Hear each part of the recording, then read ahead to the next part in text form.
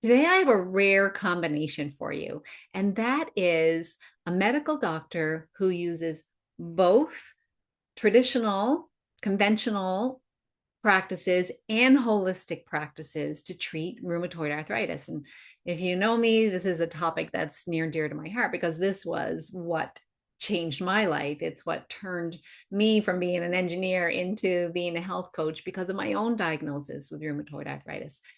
This is Wellness by Design. I'm your host, Jane Hogan, the wellness engineer, and my guest today is Dr. Micah Yu. And as I mentioned, he is an MD, but he's also an integrative physician, a functional medicine practitioner, and he combines all of it in his practice and treats people all over the world with rheumatoid arthritis. So if you, and also autoimmune conditions in general. So if you know someone with autoimmune conditions or rheumatoid arthritis, you're really going to want to listen to this episode, share it with them. And maybe that's you.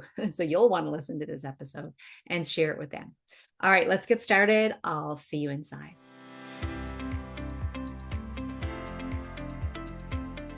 Dr. Micah Yu, welcome to Wellness by Design today. Thank you so much for having me on the podcast today.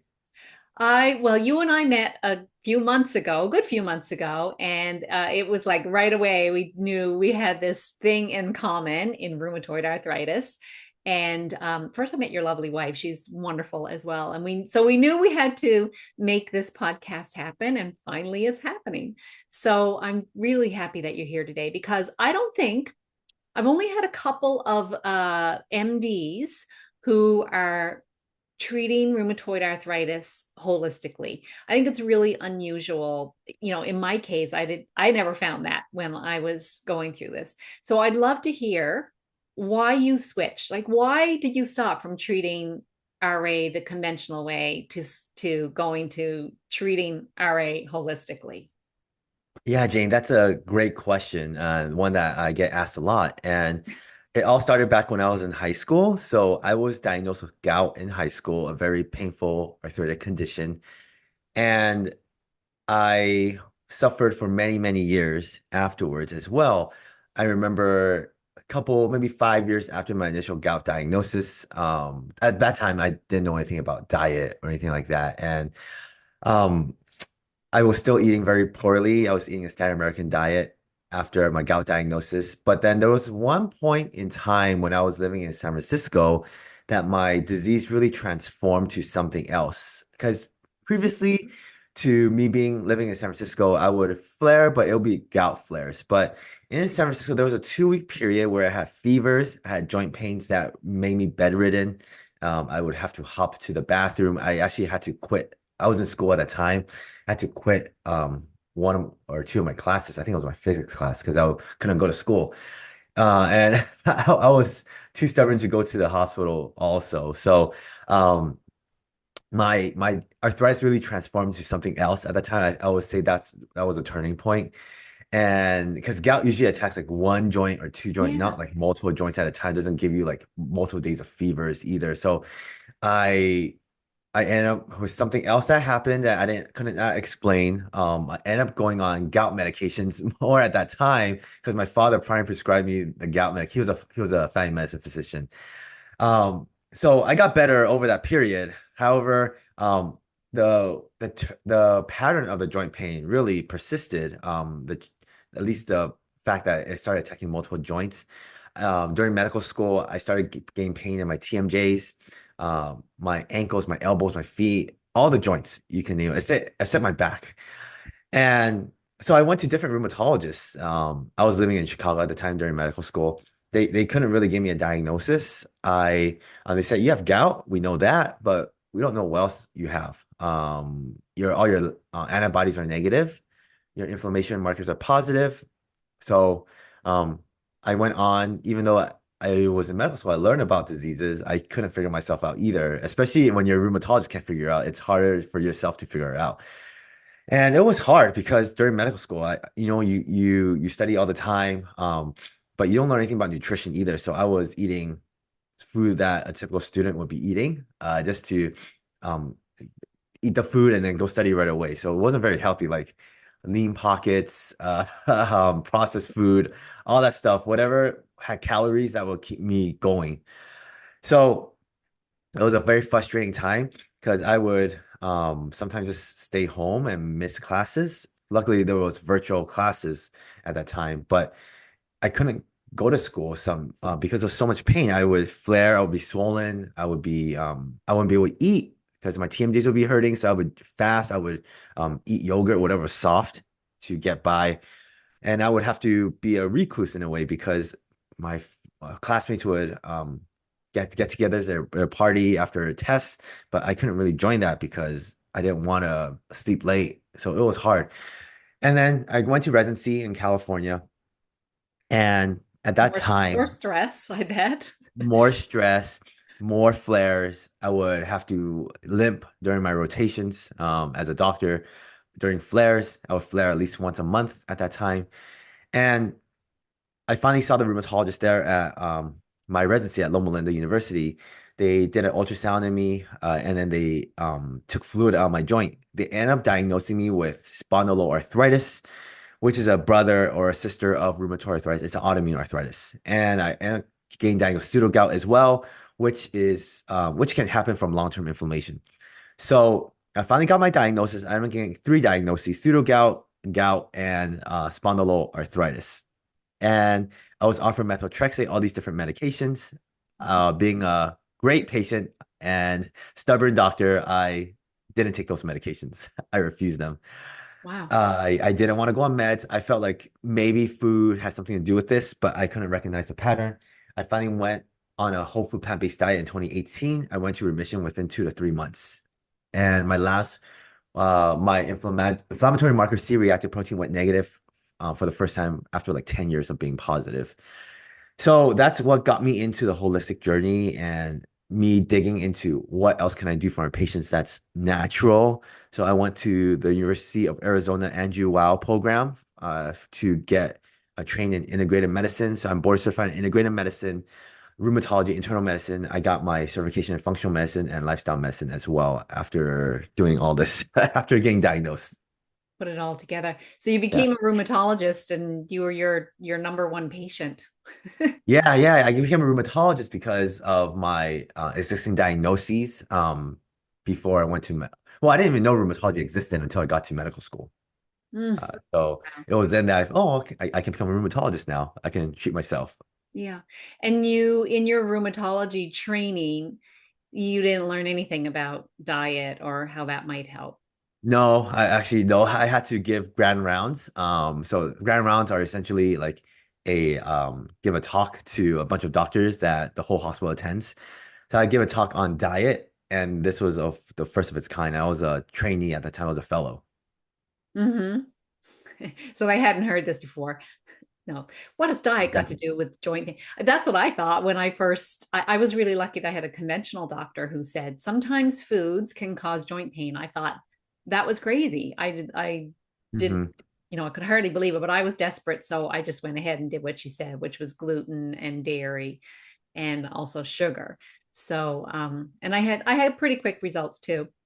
Now, I let's just talk about so food was the start, and was changing your diet all that you needed to do? For me, it was. I took some supplements, maybe some vitamin D and turmeric at that time, nothing too crazy. But for me, it was this diet. I have a lot of other patients whose journeys are not as simple, but for me, whole food plant-based diet really helped me. Now, I'm not on a whole food plant-based diet anymore, but I'm still eating a very plant predominant diet. Right. Okay. So many people have different results, right? Like I hear some people say they go paleo, some people carnivore, some people plant-based, all different kinds of things. Do you see that with your patients as well, that different things work for different people? I do. I see all types of diets help with different types of patients. So some patients flare on a paleo diet, they go on a plant-based diet, they go to remission, and vice versa as well. Everyone's genetics and gut microbiome's a bit different. Right. So it comes down to that, what their genetics and gut microbiome I up. think so. Yeah. I mean, the jury's still out on that, but Right. I mean, the overall body literature recommends a Mediterranean diet or a plant predominant diet for an anti-inflammatory diet. But there are patients who go keto and carnivore and they still get better. Hmm. Yeah, I know. I've seen it all over the place. I don't think there's one diet for everybody at all. I That's agree. been my experience. And so, what I have found, Micah, and I don't know if you've seen this as well, the role of stress, especially like maybe stress people have carried throughout their lives, maybe from mild or severe childhood trauma. Do you see this in your practice as well?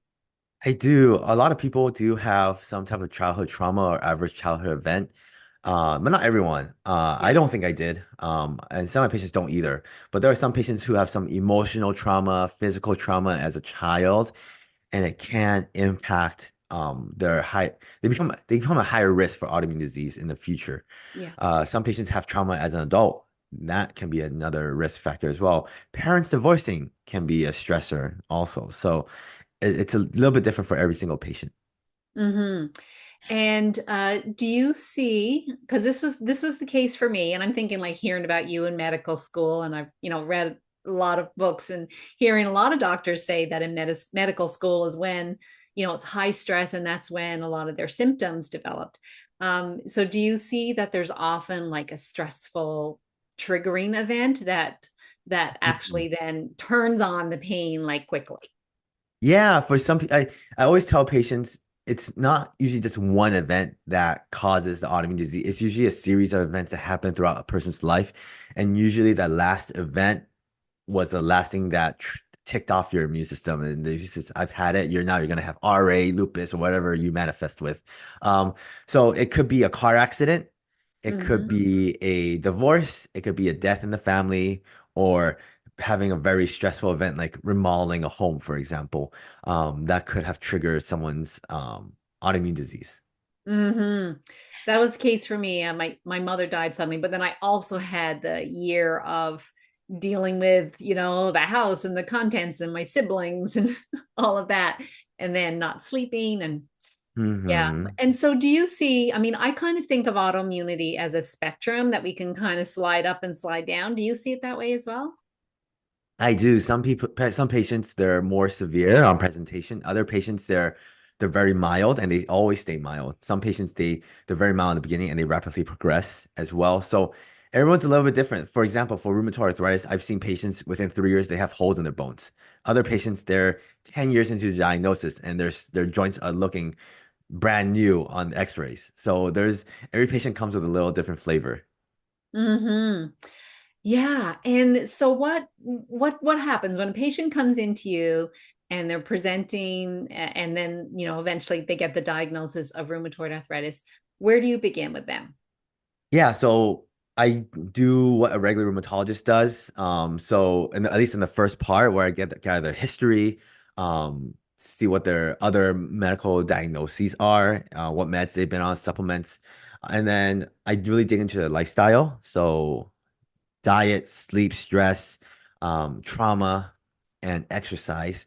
And then I dig into the environmental toxins, see how they're living, see what they've been exposed to. And I also take a look at what's in their environment, like mold, infections, ticks. I dig into all that to see what could have triggered their immune system and also vaccines as well. And I also ask patients what happened prior to the diagnosis in the past year or two. Did they get a vaccine? Did they get a severe infection? Did they travel and have travelers diarrhea? What happened to them? Because that usually gives me clues as to how I should approach the patient. Right. That makes a lot of sense. So, if they travel and had traveler's diarrhea, it could be some kind of like bacterial infection or parasite, something like that.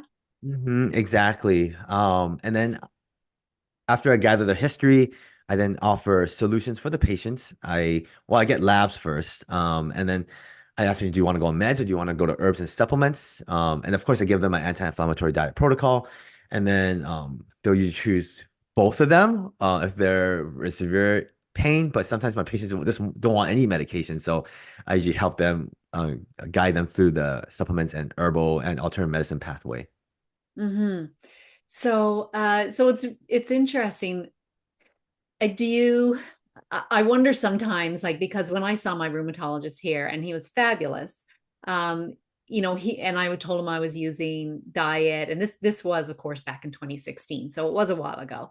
I was using diet, and I knew that I had this bacterial overgrowth because I was working also with a naturopath, and he was very supportive. Like he was saying, this the way you're treating it might be the way we're going to recommend in the future, but at that point in time all he could do was offer me methotrexate and the medications. And every time I went back, it was the same thing. And my personal choice was not to. I was kind of, the side effects scared me a lot. So, and I was having progress, right? I was lucky that I started this lifestyle medicine kind of before I saw the rheumatologist. So it gave me hope and empowered me really to continue on that route. So uh, so when you're practicing as an MD, it's totally like this doctor I had couldn't really offer me any other way. But it seems like you've managed to do both. You can offer either meds or go the more holistic route. And I think it's beautiful that you can do that. So wonderful. Yeah. Yeah. It takes a long visit. So you can't really do this under an insurance model. Right. There's no time for doctors under insurance model. So I got out of insurance so I could spend a whole hour on a new visit with my patients. Or else if I was under an insurance model, I would simply offer meds because there's absolutely no time to talk about diet and all these other factors that are so important to a patient's healing. Yeah, because the insurance model is what, like 10 minutes with the patient? No, you can spend like half an hour, 40 minutes, but you got to talk about explain the side effects of the medications, go over the whole history. That's on the initial visit. On a follow-up, sometimes doctors spend 20 minutes, and then you got to see how the patient did since the last visit, and then talk about meds. And then when you're under insurance model, usually you have to work 4 or 5 days a week. There's no time to study alternative medicine. So for me, I work 2 to 3 days a week seeing patients, and the other times I do social media and I study. I study every week still. Yep. I get that. So, Dr. Yu, do you only treat patients that are in California, or and do you do virtual? I do virtual and I see patients all over the world. I've seen patients in different continents. I've seen in countries. I think recently I saw someone from Croatia. Um, let's see. I see quite a few patients from Canada as well. So I see patients all over the world. I have 15 state licenses. I can prescribe in 15 states. Sometimes if I'm not licensed in that state, then patients will fly to see me in Southern California. But otherwise, I see patients from home, virtually. And I do have an office if they need to see me in person as well. So, yeah, I can help patients anyway, functional medicine and mainstream or allopathic medicine as well. hmm So aside from if you're going the holistic route, aside from some form of anti-inflammatory diet, and then you're trying to assess if there's some secondary toxins of some sort. What else is in your protocol? Yeah, great question. So I look for mold, mycotoxins, because that can trigger inflammation. I look for infections, viruses. I check for ticks as well. Once I see those, coming positive, I will treat them with different protocols I have in the office. Sometimes it's more of a homeopathic treatment. Sometimes it's a herbs and supplement, and it's a different concoction for every patient. So I don't treat every single patient the same. Even though two patients might have rheumatoid arthritis, they might get a different treatment plan. Yeah, it makes sense because there's different contributing factors. And so are you seeing your patients like 100 recover 100%, and would you say they are no longer symptom free? Yeah, I've seen patients recover 100%, even antibodies go negative in my population. And I've seen patients with that have been flaring right in front of me, crying within 2 weeks and 3 weeks on my protocol. They're pain-free or at least 90% better just on diet. So I have my own customized dietary protocol, and everyone's different. Some patients I'm working a year or two out, they're still struggling because maybe they need medications, but they refuse medication. So everyone's a little bit different. And sometimes it's hard to find the root cause. So it's a journey for every patient. Hmm. And would you say that once this is what I see anyway. Once you've got that diagnosis and your immune system has been triggered, you can't go back to living the way you were before. It's not like you do this for a little while and then go back to living the way you were before. Would you say that's true, or do you think it's possible for people to go back and eat the way they were and live the way they were before and not have flare-ups? I wish that were the case. I wish I could go back to eating a whole pizza by myself or eat hamburgers.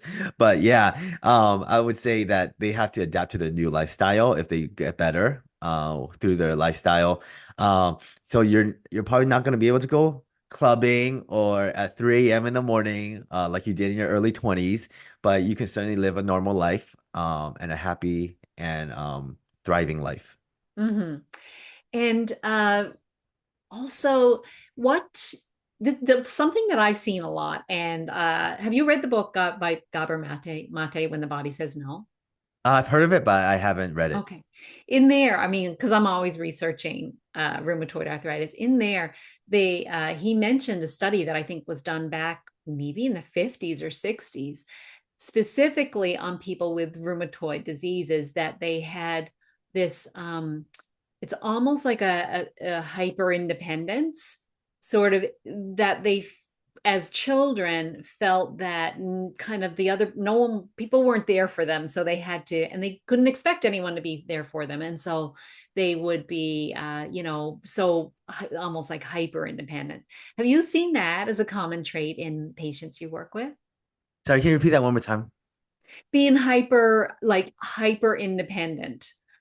So it's sort of like, it's almost like even beyond that, that they as a child they think there's no one is here to support me, and so I got to be the one to support me. Oh, do I see that in my own patients? I don't see that quite often in my own patients. Okay. Some patients I have, I would say a good portion do have at least some sort of normal childhood. But I don't see too many patients that have the history of they're left alone or neglected. Some patients do, Yeah. don't get me wrong, but I would say a lot of patients did have I mean they had parents divorcing, but they were still looked after. Yeah. And this isn't certainly to say that everyone has that, but it's just a higher prevalence, right? Which I find the whole personality, well, it's not really personality. He calls it behavioral adaptations, like people pleasing, perfectionism, the hyper independence, the hyper vigilance, not setting good boundaries, right? Not saying no when you need to say no. I've seen that a lot in people with RA, but people with chronic pain in general.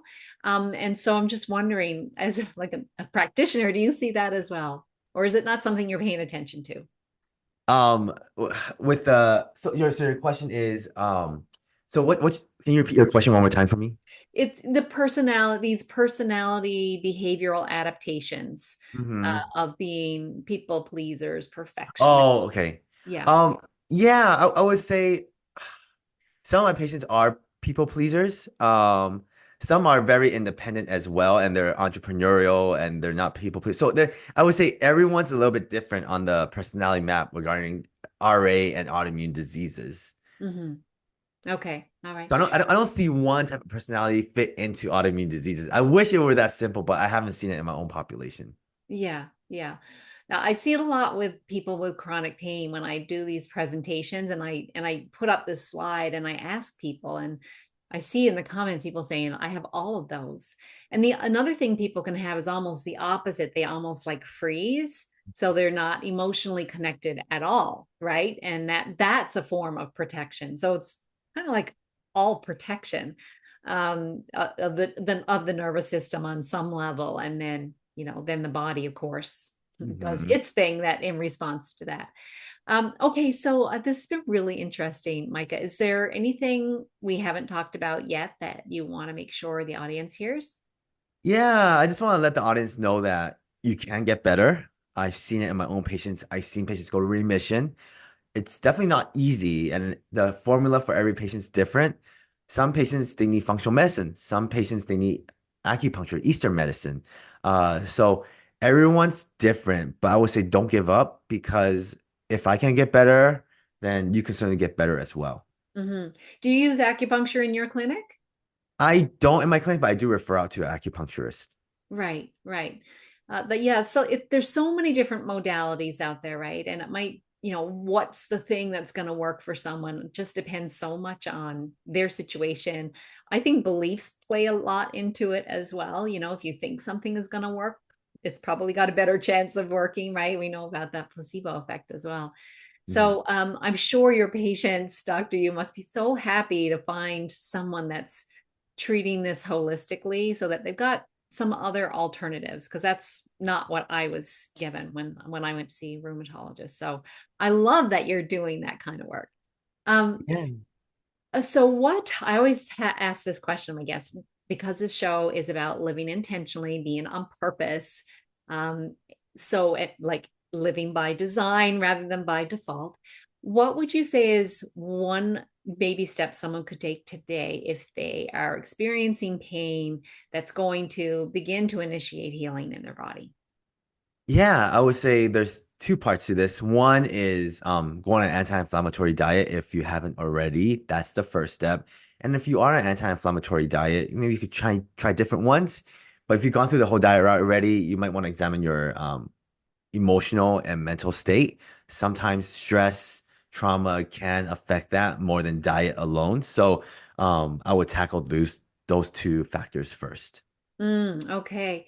Yeah, I mean, I started with foods as I mentioned and the anti-inflammatory diets, and I did have a lot of success, but it wasn't until I had to go to digging at those emotional things, and throughout my whole life, that I really turned the corner. I could say it's reversed now. Hmm. In fact, do you find this is kind of another question I'm going to ask you.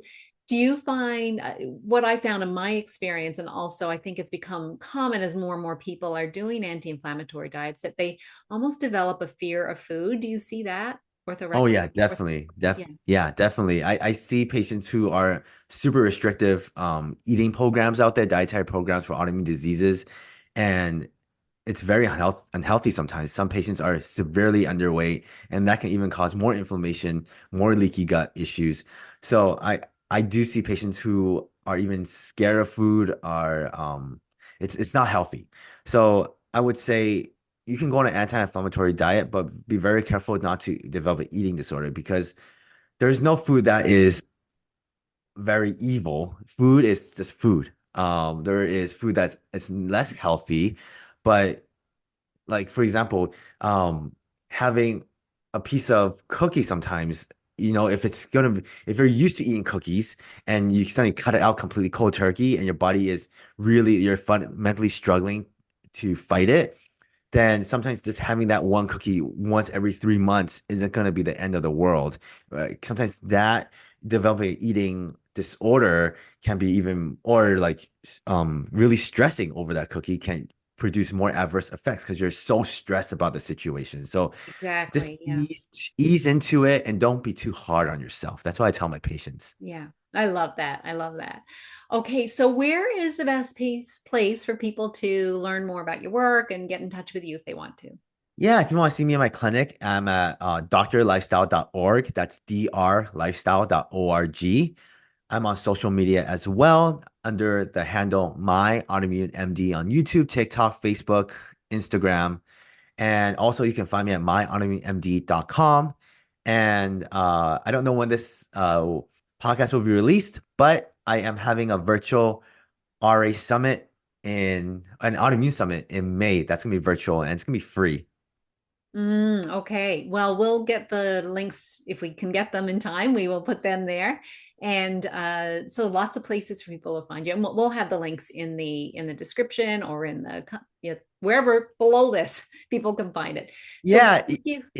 Yeah. yeah, even if people don't see the live version of the summit, at least they can see the recorded version of it. So it's still good.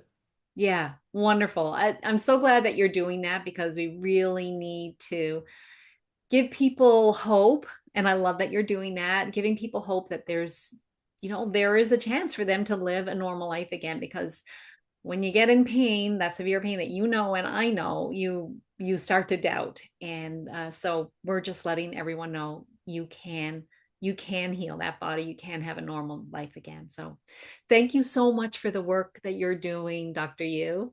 Yeah, thank you so much for having me on the show, Jane.